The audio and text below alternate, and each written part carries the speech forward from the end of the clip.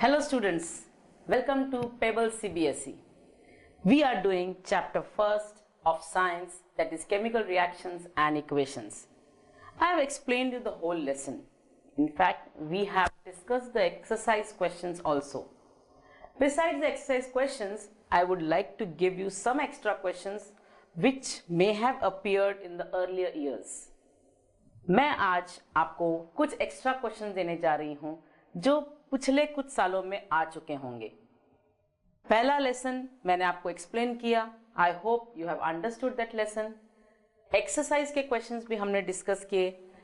Questions in between the lessons, जो बीच बीच में lesson के बीच में क्वेश्चंस होते हैं, वो भी हमने डिस्कस किए हैं। सो आज मैं आपको कुछ एक्स्ट्रा क्वेश्चंस देने जा रही हूं जो आपको जरूर फायदा देंगे और आपको और रिवाइज करने में मदद करेंगे। So let's get started. पहले मैं आपको वन लाइन क्वेश्चंस देने वाली हूं जिसमें आंसर्स बड़े छोटे हैं, लेकिन अगर आपका कंसेप्ट क्लियर है, पहला लेसन समझ में आ गया है, तो ही आप वो जवाब दे पाएंगे। चलिए स्टार्ट करते हैं। पहला क्वेश्चन है, give the formula for lime. अब लाइम मतलब लेमन तो नहीं है, लेमन इज नेचुरल और जो मैं लाइम की बात कर रही हूं वो केमिकल है। सो ये जो लाइम की बात कर रहे हैं उसका फॉर्मूला है CaO, कैल्शियम ऑक्साइड। उसको हम क्विक लाइम भी बोलते हैं, सिर्फ लाइम भी बोलते हैं, क्विक लाइम भी बोलते हैं। सो इट इज CaO। दूसरा क्वेश्चन है, give the formula for iron with valency 2, iron oxide with valency 2 and iron oxide with valency 3। अब ऐसे फॉर्मूला अगर मैं बोलूं कि वैलेंसी 2 का फॉर्मूला होगा FeO, क्योंकि अगर इसका 2 है वैलेंसी, ऑक्सीजन का भी 2 है, क्रॉस मल्टीप्लाई करेंगे और ये FeO बनाएगा। उसको हम कहते हैं आयरन ऑक्साइड। और अगर मैं वैलेंसी 3 लेती हूं सो Fe2O3। Fe का 3 यहां जाता है, O का 2 यहां आता है और इसको हम कहते हैं फेरिक ऑक्साइड। ये हो गया फेरस ऑक्साइड, ये हो गया फेरिक ऑक्साइड। सो क्वेश्चन में था अगर आयरन का वैलेंसी 2 हुआ तो कौन सा ऑक्साइड बनेगा? ऑक्साइड FeO बनेगा। और अगर वैलेंसी 3 हुआ तो कौन सा ऑक्साइड बनेगा? Fe2O3। सो ये इसका जवाब है। अगला क्वेश्चन है, what is insoluble substance formed in a chemical reaction known as. कोई भी केमिकल रिएक्शन में जो इनसॉल्युबल पार्ट बनता है प्रोडक्ट में, उसको हम क्या कहते हैं? उसको हम कहते हैं प्रेसिपिटेट। सो प्रेसिपिटेट वो वर्ड है जिसको हमने ऐसे यूज किया है जो प्रोडक्ट तो बनता है लेकिन it is insoluble in water. अगला क्वेश्चन है, व्हाट आर नोबल मेटल्स। अब जब रिएक्टिविटी सीरीज हम पढ़ेंगे मेटल्स की तो उसमें हम देखेंगे नोबल मेटल्स ऐसे मेटल्स होते हैं जो रिएक्ट नहीं करते हैं एयर में या वाटर में। So metals which do not react with air and water and are quite unreactive, काफी अनरिएक्टिव रहते हैं, उसको हम कहते हैं नोबल मेटल्स। एक और डेफिनेशन है, noble metals are metals which have completed their octet. अब ये ऑक्टेट क्या है, ये हमारे आने वाले लेसन्स में हम जरूर पढ़ने वाले हैं। हर एटम के आसपास इलेक्ट्रॉन्स घूमते रहते हैं। अगर लास्ट ऑर्बिट में इलेक्ट्रॉन्स पूरे हों तो हम कहते हैं ऑक्टेट कंप्लीट हुआ। सो जो नोबल गैसेस होते हैं उनमें ऑक्टेट कंप्लीट होता है। अगला क्वेश्चन है, name 2 metals which do not corrode. अब कोरोजन क्या होता है? Corrosion is nothing but the spoilage of metals. लेकिन गोल्ड, सिल्वर, प्लैटिनम ऐसे मेटल्स हैं जो हम regular as ornaments, as jewellery use कर रहे हैं और वो ज्यादा रिएक्टिव नहीं होते हैं, इसीलिए हम उसको कहते हैं कि दे डू नॉट कोरोड। अब हम सोना भी पहनते हैं, चांदी भी पहनते हैं, प्लैटिनम भी पहनते हैं, लेकिन क्या वो कोरोड हो रहे हैं? नहीं, थोड़ा डल अपीयरेंस आ जाएगा क्योंकि हम कंटिन्यूसली यूज कर रहे हैं, लेकिन वो कोरोड नहीं होते हैं। Name the gas which burns with a pop sound. So ये आपने 9th में भी एक्सपेरिमेंट किया होगा। Hydrogen is the gas which burns with a pop sound. आपको मालूम है hydrogen is a very combustible gas, बहुत हाई कैलोरी वैल्यू रहती है, कैलोरिफिक वैल्यू रहती है उसकी, और वो बहुत हाई एनर्जी देता है. It is a combustible gas और it will burn with a pop sound, ऐसे साउंड आता है. अगला question, name the compound used to test the evolution of carbon dioxide. ऐसे टेस्ट के बारे में बताइए जो कार्बन डाइऑक्साइड को प्रूव करेगा कि हाँ ये गैस कार्बन डाइऑक्साइड ही है. तो अगर आपको याद होगा तो हम क्या करते हैं, अगर कोई रिएक्शन में कार्बन डाइऑक्साइड निकल रहा है तो हम उसको पास करवाते हैं लाइम वाटर में से. और लाइम वाटर का क्या फॉर्मूला है, CaOH ट्वाइस. सो लाइम वाटर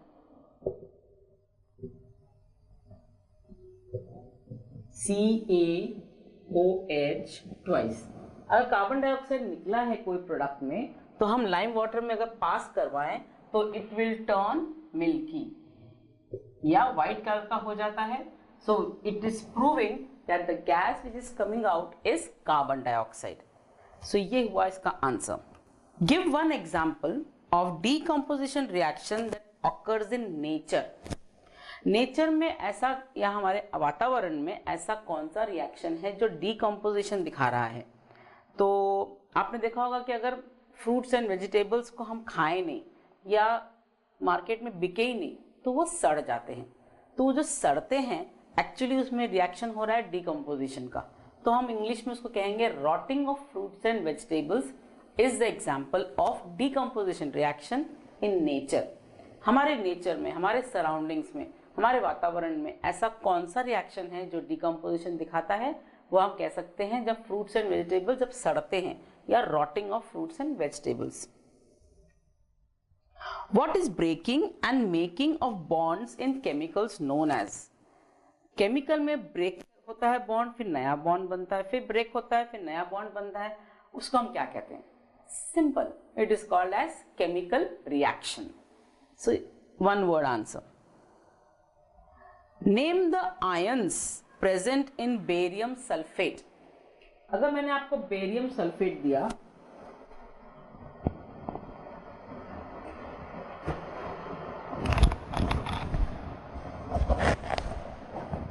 ये बेरियम सल्फेट सॉल्यूशन दिया, मैं कहती हूं इसमें आयंस कौन से प्रेजेंट हैं, तो आप कहेंगे इसमें Ba+2 एंड SO4-2 ये वाले आयंस प्रेजेंट हैं. जो पॉजिटिव आयंस होते हैं, यहाँ पर 2 पॉजिटिव आयंस होते हैं, आप ऐसे भी दिखा सकते हो उसको Ba++ और SO4-. जो नेगेटिव होते हैं वो ये SO4 के होते हैं और जो पॉजिटिव होते हैं वो बेरियम के होते हैं. So these are the ions present in barium sulphate solution. Give one use of quick lime. पहला क्वेश्चन में बताया था व्हाट इज लाइम, करेक्ट. तो ये कहाँ यूज होता है? ये जनरली सीमेंट फैक्ट्री में यूज होता है, सीमेंट बनाने के काम आता है. So this lime is used in cement factory. One more use is for white washing the walls. So white washing जब हम करते हैं तब भी हमको इसका यूज होता है. What happens when carbon dioxide and water react in the same ratio. Carbon dioxide और पानी को मैंने एक ही रेशियो में डाला तो क्या रिएक्शन होगा, व्हाट विल हैपन. ये जनरल एग्जांपल है, आप कह लो फोटोसिंथेसिस का रिएक्शन. फोटोसिंथेसिस का रिएक्शन क्या होता है, CO2 plus H2O gives C6H12O6 plus O2, right? So ये जो रिएक्शन है, this reaction can show that equal amount of carbon dioxide and equal amount of water when it reacts in the presence of presence of sunlight, it forms a glucose and oxygen.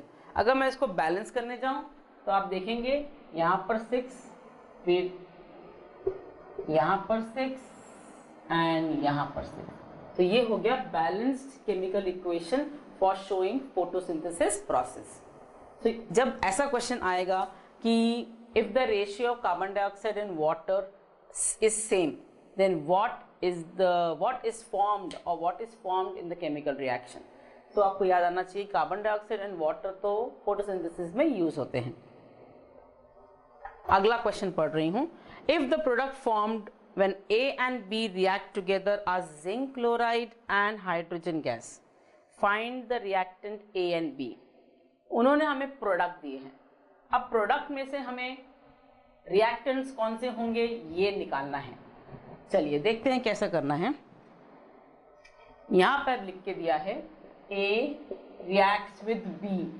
Okay, A reacts with B to form zinc chloride and hydrogen. Zinc chloride and hydrogen. क्या आप guess कर सकते हैं products देख के कि आपका A और B क्या होगा? आप सोच के बताइए. ये हुआ है, मैं आपको हिंट देती हूँ, ये है डिस्प्लेसमेंट रिएक्शन. तो डिस्प्लेसमेंट क्या हुआ होगा? ये zinc has displaced something from B, that means zinc is A and B is HCl. So let me write for you, zinc plus HCl gives zinc chloride plus hydrogen. अब balance करने के बाद ये ऐसा हो जाएगा. सो ये जो रिएक्शन है, अगर मेरे को प्रोडक्ट्स दिख रहे हैं तो मैं इजीली रिएक्टेंट्स बता सकती हूँ कि कौन से रिएक्टेंट्स हो सकते हैं. ऐसे क्वेश्चन भी उल्टे कभी कभी पूछे जाते हैं. Why is photosynthesis considered as an endothermic reaction? Endothermic reaction मतलब जहां पर हम हीट एब्जॉर्ब कर रहे हैं और फिर रिएक्शन हो रहा है. तो मैंने अभी आपको पिछले क्वेश्चन में बताया कि carbon dioxide and water when they react they absorb the sunlight. Sunlight की जो हीट है वो एब्जॉर्ब की जाती है और जब हीट एब्जॉर्ब करके ग्लूकोज और ऑक्सीजन बन रहा है, that means it is a endothermic reaction. They absorb heat to break down the bonds, and that is why photosynthesis is considered as endothermic reaction. Then why is respiration considered as exothermic reaction? तो exothermic reaction जो होता है वो heat evolve करता है. endothermic reaction वो होता है जो heat absorb करता है. So photosynthesis heat sunlight की absorb कर रही है और रेस्पिरेशन जो होता है वो ग्लूकोज बनने के बाद ऑक्सीजन से रिएक्ट करेगा, उसको ब्रेक डाउन करेगा, कार्बन डाइऑक्साइड बनाएगा और फिर उसका हीट भी निकालेगा in the form of energy. That heat is exothermic reaction and that heat is used to maintain our body temperature. So आप याद रखिए फोटोसिंथेसिस जो होती है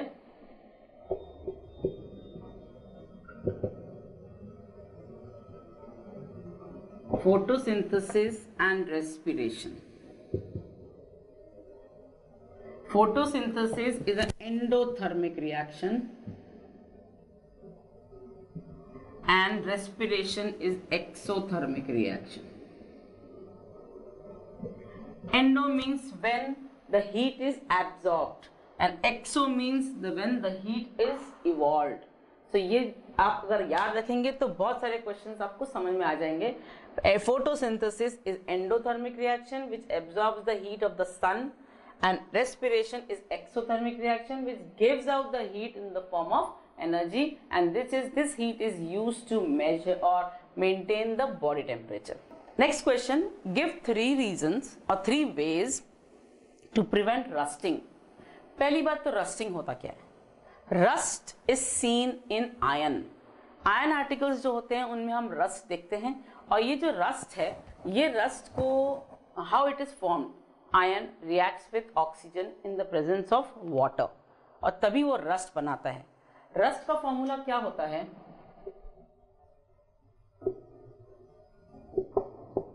Fe2O3 twice H2O. So ये है रस्ट और rust is formed by reaction with oxygen and water with iron articles. So इसको हम प्रिवेंट कैसे कर सकते हैं? इधर पेंटिंग या हम ग्रीसिंग कर सकते हैं या हम ऑयलिंग कर सकते हैं या हम गैल्वेनाइजेशन कर सकते हैं.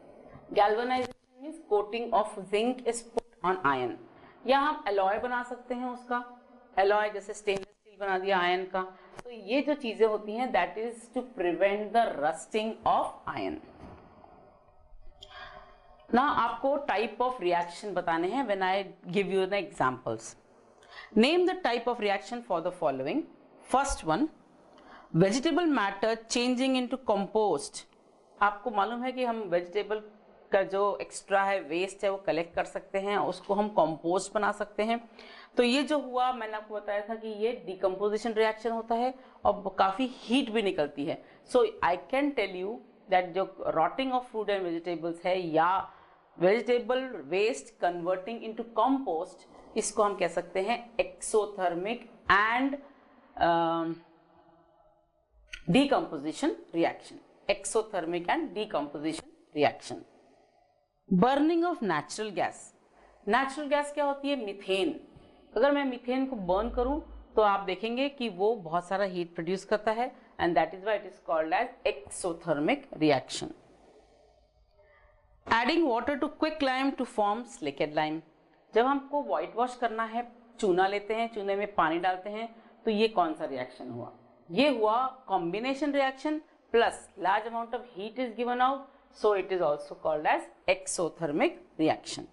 How can one make equation more informative? ऐसा हम क्या लिख सकते हैं कि इक्वेशन और भी इंफॉर्मेटिव हो जाए? हम लिख सकते हैं स्टेट्स क्या है, ठीक है, हम लिख सकते हैं कि हीट दिया कि नहीं, हम लिख सकते हैं कितने टेम्परेचर है उस रिएक्शन के लिए, कितना एटमॉस्फेरिक प्रेशर लगता है। तो अगर हम ये सब लिख रहे हैं, हम लिख सकते हैं प्रेसिपिटेट फॉर्म हुआ कि नहीं, हम लिख सकते हैं गैस फॉर्म हुआ कि नहीं with the help of symbols. So अगर हम ये सब लिख रहे हैं तो I am making my equation very very clear that these things are required और दीज कंडीशंस आर रिक्वायर्ड। अगला क्वेश्चन बहुत कॉमन है, what is oxidation reaction, what is reduction? अब ऑक्सीडेशन मैंने जब पढ़ाया आपको तब आपको बताया था ऑक्सीडेशन मीन्स जो ऑक्सीजन लेता है और एक नया प्रोडक्ट बनाता है, दैट इज ऑक्साइड बनाता है, तो हम उसको कहते हैं oxidation. So I can say in which reaction in which the oxygen is gained और द हाइड्रोजन इज लॉस्ट। दोनों तरफ हो सकता है, या तो मैंने ऑक्सीजन गेन किया या मैंने हाइड्रोजन को लूज किया, तो दोनों तरफ से हम बोलते हैं ऑक्सीडेशन हुआ है। So a process in which I have gained or a reaction has gained the oxygen or reaction has lost an hydrogen from the reactant, that is called as oxidation. फिर reduction क्या हुआ? Reduction में क्या हुआ? The reaction in which the hydrogen is gained or you can say hydrogen is gained or oxygen is lost. एक में ऐसा है तो एक में बराबर उल्टा है। ऑक्सीजन में ऑक्सीडेशन में ऑक्सीजन गेन किया है, रिडक्शन में हाइड्रोजन गेन किया है। ऑक्सीडेशन में हाइड्रोजन निकाला है तो रिडक्शन में ऑक्सीजन निकाला है। तो अगर आपको ये कंसेप्ट क्लियर हो गया होगा तो आपको जरूर समझ में आ जाएगा कि what is oxidation and what is reduction. On what basis is a chemical equation balanced? ऐसा कौन सा बेसिस है कि हमको बैलेंस करना पड़ रहा है इक्वेशन को? I told you when any equation और केमिकल रिएक्शन हैपेंस और so there the bonds are broken and new bonds are formed, but there is no change in mass, there is no change in number of atoms. So when there is no change in mass and no change in number of atoms, we have to show that on paper using formulas and symbols. हम formulas और symbols use करके chemical equation बना रहे हैं, लेकिन उसमें हमको ध्यान रखना है कि law of conservation of mass के हिसाब से मास या वेट या वजन चेंज नहीं होता है या नंबर ऑफ एटम्स चेंज नहीं होते हैं after a reaction. Therefore to satisfy this law we have to balance the chemical equation. अगला क्वेश्चन है, name the term used for the solution of the reactant और product when dissolve in water. अब मुझे reactant बनाना है और वो पानी में डिसॉल्व करके फिर सॉल्यूशन लेना है, तो मैं उसको क्या कहती हूँ या मैं कौन सा स्टेट लिखती हूँ? तो उसका आंसर है एक्वस।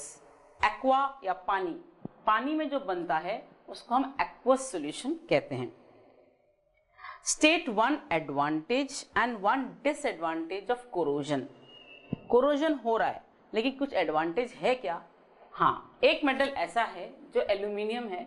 एल्यूमिनियम क्या करता है, कोरोड तो हो जाता है, लेकिन जो एक लेयर ऑक्साइड की बनती है, that aluminium oxide layer prevents the further corrosion. बहुत यूटिलाइज किया जाता है उसको बिग इंडस्ट्रीज में, जहां होटल इंडस्ट्री में हम बड़े बड़े एल्यूमिनियम के बर्तन यूज करते हैं, तो उस पर स्पेशली ये एक कोरोडेड लेयर बनाई जाती है, उसको बोलते हैं एनोडाइजिंग। तो यहाँ हम फायदा लेते हैं, उसका एडवांटेज लेते हैं, क्योंकि एल्यूमिनियम ऐसा है कि एक बार लेयर बन जाए तो बाकी का कोरोजन बंद हो जाता है अपने आप। लेकिन इसका डिसएडवांटेज ऐसा है कि it is spoiling all the other metals, corrosion पूरा स्पॉइल कर देता है, खराब कर देता है, तो उस मेटल की इतनी खराब हो जाते हैं कि उसको आगे यूज नहीं कर पाते हैं। सो उसका एडवांटेज भी है, उसका डिसएडवांटेज भी है। List 4 changes which help us to determine whether a chemical reaction has taken place. ऐसा कौन से चेंजेस हैं जो हमें बताएंगे कि केमिकल रिएक्शन हुए हैं?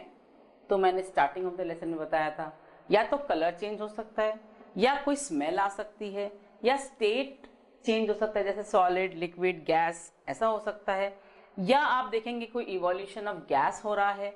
तो ये जो चीजें देखते हैं तब हम कह सकते हैं कि यहाँ पर ना केमिकल रिएक्शन हुआ है। So this shows, these 3 things or 4 things shows us that chemical reaction has taken place. अब आपको बताना है अगले क्वेश्चन में the type of reaction seen in the following cases. First, garbage producing foul smell. अगर आप किसी डस्टबिन के आसपास जा रहे हैं, रास्ते पे बहुत कचरा कूड़ा पड़ा है, तो आप ऐसे नाक बंद करके जाते हैं। तो आप नाक क्यों बंद करते हैं? क्योंकि बहुत गंदी स्मेल आ रही होती है। तो अभी गंदी स्मेल, कुछ तो रिएक्शन हुआ है इसलिए आ रही है। तो गंदी स्मेल इसलिए आती है क्योंकि वहाँ डिकम्पोजिशन ऑफ वेस्ट मैटर हो रहा है। तो डिकम्पोजिशन होता है तो गंदी स्मेल आती है, क्योंकि इसमें मीथेन गैस भी बनती है। Black and white photography film when exposed to sunlight. अब ब्लैक एंड व्हाइट फोटोग्राफी जब हम करते हैं तो हम लोग फोटोलिटिक डिकम्पोजिशन की बात करते हैं। सो जब डिकम्पोजिशन हो रहा है तो सिल्वर क्लोराइड या सिल्वर ब्रोमाइड यूज करते हैं। सिल्वर ब्रोमाइड यूज किया तो सिल्वर और ब्रोमीन बना, तो डिकम्पोज हुआ। तो कौन सा रिएक्शन हुआ? Decomposition reaction. थर्ड है carbon dioxide is pass through lime water. तो अभी हमने बताया carbon dioxide is pass through lime water, मतलब एक टेस्ट है कार्बन डाइऑक्साइड का, and lime water turns milky. तो क्या हुआ है, लाइम वाटर तो कैल्शियम हाइड्रोक्साइड है, और जब इसमें से हमने कार्बन डाइऑक्साइड को पास किया तो वो बन गया कैल्शियम कार्बोनेट, इसीलिए वो व्हाइट कलर का प्रेसिपिटेट बनाता है। Do all combination reaction get decompose to produce the same reactant? एक जनरल एक लोगों को लगता है कि कॉम्बिनेशन जो रिएक्शन है वो एक प्रोडक्ट बना रहे हैं, अब वही प्रोडक्ट को अगर हम हीट करें तो कॉम्बिनेशन रिएक्शन के रिएक्टेंट बना रहे हैं। क्या ये उल्टा हमेशा हो सकता है? No, always it is not possible. In some cases yes, दो कंबाइन कर रहे हैं तो एक प्रोडक्ट बना रहा है, और वही प्रोडक्ट को अगर मैं हीट करके वापस लाना चाहती हूँ रिएक्टेंट में तो मैं ला सकती हूँ, लेकिन not all things are covered in this. Every substance cannot be done like that. अगला क्वेश्चन है, why are some reagents like silver bromide stored in dark bottles in the laboratory? आपने कभी साइंस लेबोरेटरी अगर ध्यान से देखी है तो आप देखेंगे कि सिल्वर ब्रोमाइड जैसे जो केमिकल्स होते हैं उनको काले या डार्क ब्राउन कलर के बॉटल्स में रखा जाता है। क्यों? क्योंकि अगर उसको हम व्हाइट बॉटल्स में रखेंगे तो it will react with the sunlight very easily और वहीं डिकम्पोज हो जाएगा। हमको सिल्वर ब्रोमाइड यूज करना है और जब हम खोलेंगे तो उसमें ब्रोमीन गैस कलेक्टेड होगी, तो ऐसा नहीं होना चाहिए, इसलिए उसको डार्क बॉटल्स में रखा जाता है so that the sunlight doesn't reach it. अगला क्वेश्चन है, give some uses of decomposition reaction. Decomposition reaction अभी हमने बोला ब्लैक एंड व्हाइट फोटोग्राफी में यूज होती है for converting the vegetable waste into compost, और कंपोस्ट बनाने के बाद मैनेजमेंट ऑफ गार्बेज में यूज कर सकते हैं। Then this decomposition is also use in photosynthesis. इसमें क्या हो रहा है, फोटोसिंथेसिस में हम carbon dioxide and water use कर रहे हैं, लेकिन जो ये वाटर है उसको डिकम्पोज कर रहा है सनलाइट। तो सनलाइट क्या करता है, पानी को अलग करता है हाइड्रोजन एंड ऑक्सीजन में, तो वो पार्ट जो होता है वो डिकम्पोजिशन होता है। फिर हम केमिकल इंडस्ट्रीज में यूज करते हैं, जैसे अगर हमें कुछ सिंपल कंपाउंड बनाना है तो हम कॉम्प्लेक्स कंपाउंड को डिकम्पोज करके बना सकते हैं, और फिर एग्रीकल्चरल वेस्ट को कंपोस्ट में डिकम्पोज करने के लिए हम ये डिकम्पोजिशन रिएक्शंस यूज करते हैं। तो ये काफी यूजेस हैं डिकम्पोजिशन रिएक्शन के। एक क्वेश्चन है, Mohan took pure water for the electrolytic decomposition of water, but he did not see any bubbles near the electrodes. Why? मैंने आपको बताया था for electrolytic decomposition में पानी में से इलेक्ट्रिसिटी पास कर रही है, हाइड्रोजन और ऑक्सीजन अलग हो जाएंगे। अब जब मोहन ने प्रैक्टिस किया तो उसको तो कुछ भी नहीं दिखा, कोई भी बबल्स नहीं दिखे, कुछ गैस कलेक्टेड नहीं दिखी। क्यों ऐसा हुआ होगा? Pure water does not contain any ions, so when electricity is pass through it there are no ions to carry the electric current. तो हमने जब एक्सपेरिमेंट किया था तो हमने टैप वाटर से किया, और टैप वाटर में हमेशा कोई ना कोई आयंस रहता ही है, मेटल्स या नॉन मेटल्स के आयन रहते हैं, क्योंकि हम रिवर से, पॉन्ड से, यहाँ से पानी ले रहे हैं। लेकिन अगर हम प्योर वाटर लेते हैं जिसमें कोई आयंस नहीं है, कोई इम्प्योरिटीज नहीं है, कोई एसिड कंटेंट नहीं है, तो there will be no ions formed, and that is why उसने कहीं भी बबल्स देखे नहीं। अगर मेरे को इसको बबल्स करवाने हैं या डिकम्पोज कराना है तो मैं क्या कर सकती हूँ? मैं उसमें 2-4 ड्रॉप्स एसिड के डाल सकती हूँ। एसिड जो आराम से डिकम्पोज हो जाते हैं, टूट जाते हैं, और फिर वो इलेक्ट्रिक करंट लेके जा सकते हैं। इसीलिए in pure water there are no ions present. अगला क्वेश्चन है, a teacher took few crystals of sugar in a dry test tube and heated the test tube over the flame. She saw that color of sugar turned black. Now why this must have happened? When sugar is burnt directly without water, it undergoes decomposition reaction. Decomposition हुआ sugar में, जितना पानी था वो evaporate हो गया, और जो matter था फिर वो जलने लगा, और जब जल गया इसलिए वो black हो गया। तो जनरली हम लोग ये वाले प्रोसेस को हम केक इंडस्ट्री में यूज करते हैं कैरामल बनाने के लिए। जो एक लेयर बनाते हैं उसको हम कैरामल बोलते हैं, ये शुगर बर्न करके ही बनाई जाती है। Blue crystals of copper sulphate on heating in a dry test tube becomes colourless.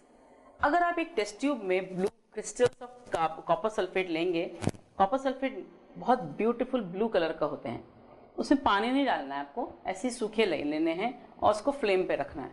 तो आप क्या ऑब्जर्व करेंगे?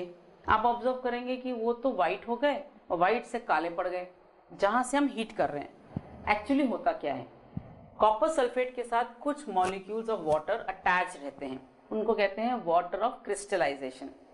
ये जो वाटर ऑफ क्रिस्टलाइजेशन है, जब हम हीट कर रहे हैं तो वाटर ऑफ क्रिस्टलाइजेशन इवेपोरेट होने लग जाते हैं, और जब ये इवेपोरेट हो जाते हैं तो कलर चेंज होने लगता है। क्योंकि कॉपर सल्फर का कलर इसीलिए ब्लू है क्योंकि उसमें वाटर ऑफ क्रिस्टलाइजेशन थे, और जब वाटर निकल जाता है तो नीचे का कलर फेड हो जाता है और वो जलने लग जाता है, इसलिए वो ब्लैक बन जाता है। एक क्वेश्चन है, why pickles should not be stored in metal containers. Pickle मतलब अचार, और अचार में क्या होता है, उसमें बहुत सारे स्पाइसेस होते हैं, ऑयल होता है, नमक होता है, और उसमें बहुत सारा एसिड बन जाता है। कैसे? क्योंकि हम विनेगर भी डाल देते हैं उसको एज अ प्रिजर्वेटिव। तो ये क्या होता है, जो पिकल्स में हम स्पाइसेस डाल रहे हैं या तेल डाल रहे हैं या विनेगर है, it can react with metals, and when it reacts with metal it can form some salt which is very bitter in taste, और पूरे पिकल को खराब कर देगा या ये अचार खराब हो जाएगा। इसलिए हम जनरली कांच की बोतल में पिकल को स्टोर करते हैं या ज़्यादा अच्छे प्लास्टिक की बोतल में स्टोर करते हैं। Why do silver jewelry turn black when kept open?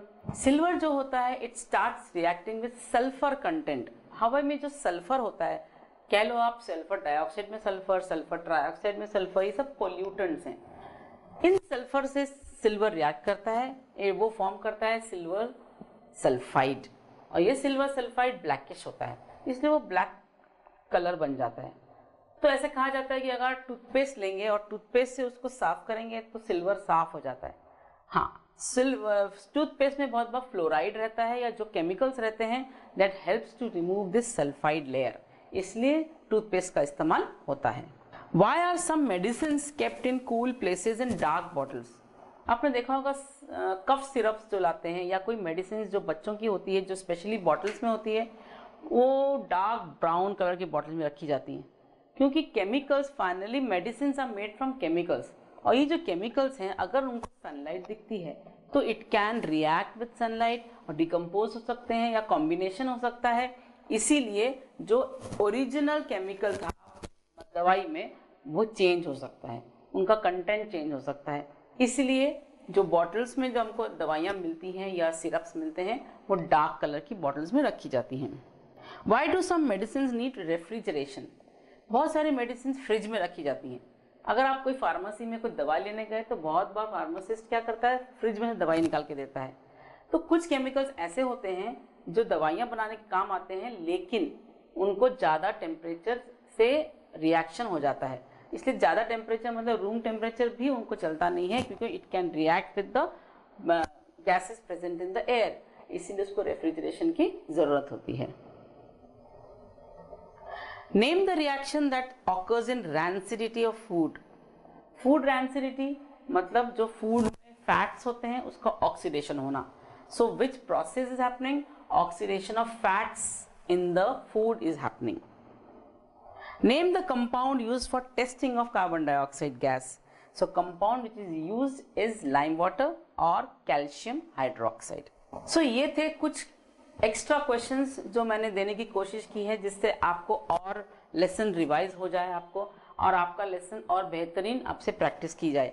तो अगर आप इन सारे क्वेश्चंस को फिर से देखेंगे, फिर से रिवाइज करेंगे, तो मैं I hope that you will be able to solve all the questions which can come in the board exam also. आज के लिए बस इतना। पहला लेसन खत्म हुआ, अब हम दूसरे लेसन की तरफ बढ़ेंगे। आई होप आपको सब समझ आया है and you will practice all the questions which I have already taught now. Bye for now. Have a nice day. Pebbles Live.